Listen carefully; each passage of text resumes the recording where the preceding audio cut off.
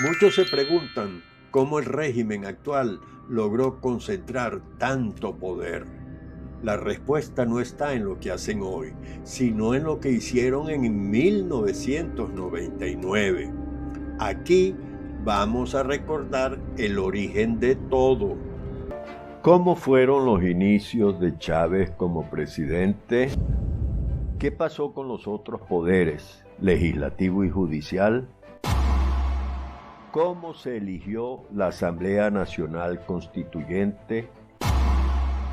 Los constituyentes saben y recuerdan qué fue lo que aprobaron. ¿Cuándo y quién empezó a irrespetar esa Constitución? Me interesa saber tu opinión sobre estas preguntas. Agradezco que me las dejes allá abajo en los comentarios. Intentemos juntos buscar la verdad sobre Venezuela.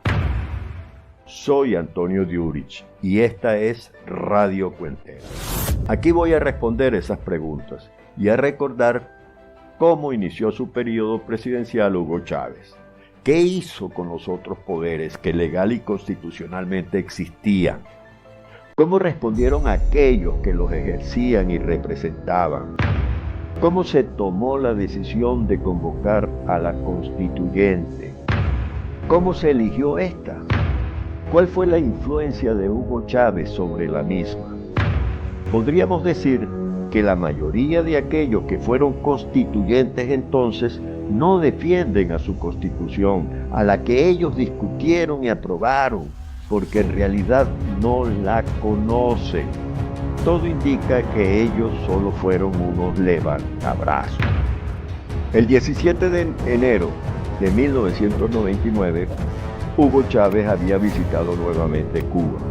Asumió el poder el 2 de febrero de 1999 tras haber ganado las elecciones presidenciales de diciembre de 1998. Juró sobre la Constitución de 1961. ¿Recuerdan aquello de juro sobre esta moribunda Constitución? Después del acto en el Capitolio Federal, se dirigió al Palacio de Miraflores y desde allí decretó la activación del poder constituyente. El referéndum promovido por Hugo Chávez, llamado Referéndum para la convocatoria de una Asamblea Nacional Constituyente, fue una consulta vinculante celebrada el 25 de abril de 1999 y fue convocada mediante un decreto ejecutivo después de la aprobación de la Corte Suprema de Justicia y de la revisión del Consejo Nacional Electoral. Contenía dos preguntas a los electores, referidas a la sustitución o no de la Constitución de 1961 por una nueva y la aprobación de las bases del funcionamiento de la Asamblea Nacional Constituyente. Para la aprobación de la convocatoria a una constituyente, solo participó en el referéndum el 37,65% de los electores convocados, que eran 11.022.031, y la aprobaron esa convocatoria 3.382.075 electores.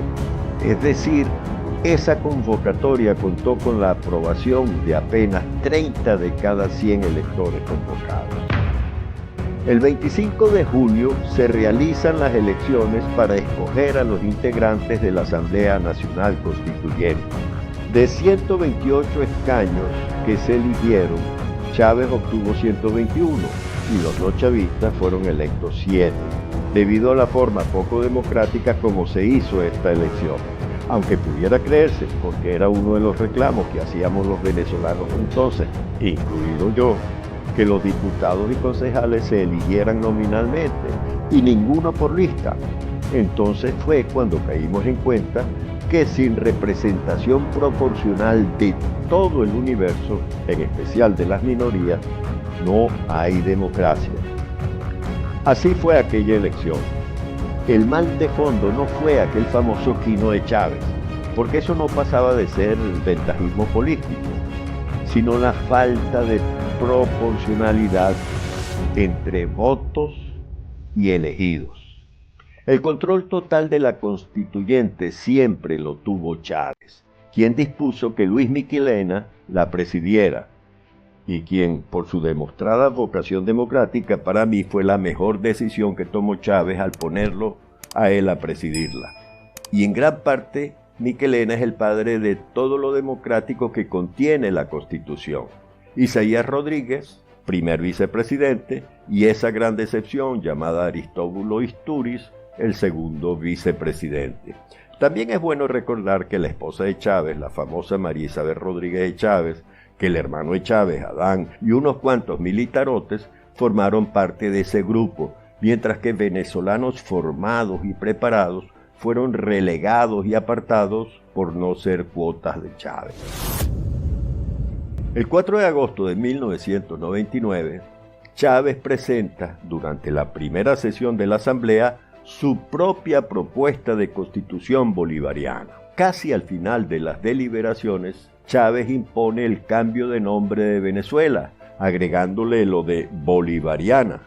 La mayoría de los constituyentes que estaban ahí designados por Chávez para complacerlo cerraron la boca. El 17 de agosto, la Asamblea Nacional Constituyente declara en emergencia la Corte Suprema de Justicia y crea una comisión encargada de investigar el desempeño de los magistrados de la Corte Suprema de Justicia, del Consejo de la Judicatura, y expuso al escarnio público a 1.200 jueces nacionales, antes de proceder a despedirlos. La presidenta de la Corte Suprema de Justicia de Venezuela, Cecilia Sosa, renunció a su cargo y denunció el fin del Estado de Derecho. Así comienza la disolución de la Corte Suprema de Justicia de Venezuela. Esa disolución, que se inició el 24 de agosto de 1999 tras un conflicto legal con la Asamblea Nacional Constituyente, la cual conformó una comisión especial que buscaba la depuración y el control del Poder Judicial venezolano. La Corte Suprema declaró la supraconstitucionalidad de la Constituyente y por consiguiente cedió por completo sus poderes en un proceso denominado autodisolución de la Corte, funcionando de forma oficial, aunque sin atribuciones reales, hasta noviembre de 1999. A pesar de que 8 de 15 miembros de la Corte, una mayoría, por supuesto, declaró válido el decreto del establecimiento de la Comisión de Control Judicial, la presidenta de la Corte lo dio por inconstitucional, pues no era facultad del órgano constituyente controlar libremente el Poder Judicial, ni mucho menos dictar actos de gobierno, dimitiendo así ella de su puesto. La Corte fue oficialmente disuelta por la Constituyente el 5 de noviembre de 1999 y fue reemplazada por un nuevo Tribunal Supremo de Justicia, con magistrados leales a Chávez y al gobierno nacional.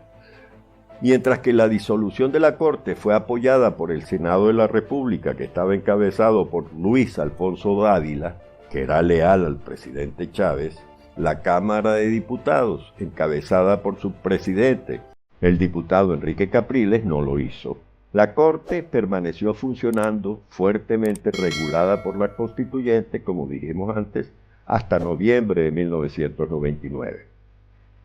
Este suceso es identificado junto al cierre del Congreso Nacional en 1999 también como el primero de los atropellos contra la institucionalidad venezolana democráticamente establecida desde antes del inicio de la Revolución Bolivariana y el comienzo por parte de Chávez y su equipo del pleno control del chavismo sobre las instituciones, sobre todas.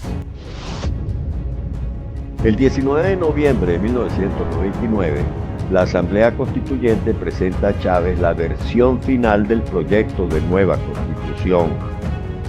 El 15 de diciembre de 1999, 3.301.475 de los 10.940.596 de electores venezolanos convocados aprueban el proyecto de Constitución, con el que el presidente Chávez dice refundar la República de 23 millones de habitantes, y que va a gobernar con una democracia verdadera y justicia social.